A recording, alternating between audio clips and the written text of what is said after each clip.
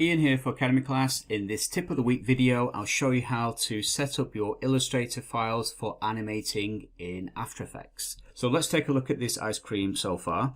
If we have a look in the layers panel, we can see all parts of the ice cream have been drawn on layer 1. And if I open up layer 1 by clicking on this little arrow here, I can see I've got all my pieces within layer 1. So that I can animate each part of the ice cream, like the top here, the two drips, the vanilla bit here at the bottom, and the stick, I need to separate them onto their own layers. So with layer 1 selected, I'll come into the little menu in the corner, and then I can choose Release to Layers Sequence. You can see that converts them into layers, but they're trapped within layer 1. So if I click on layer 2, hold down the Shift key, click on layer 6, release the Shift key, click and drag them up and above layer 1. So they're now like normal layers.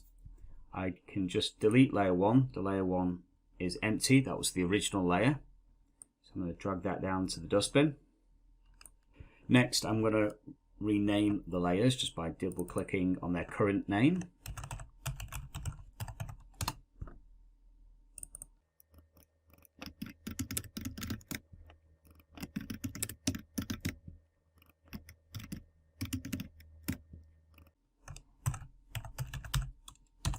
So with the artwork separated onto individual layers, I can now animate them, and I'm just going to save the document by pressing Ctrl S, Command S.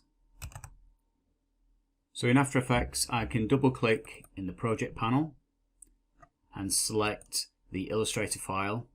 Now to ensure that the Illustrator layers come in as layers in After Effects and to the same size, I'm going to change the Import as option to Composition Retain Layer Sizes. I'll click on Import,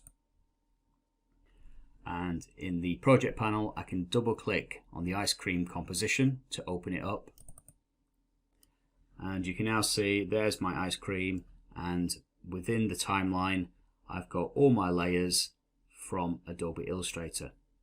So now I'm ready to animate. Thank you for watching the video.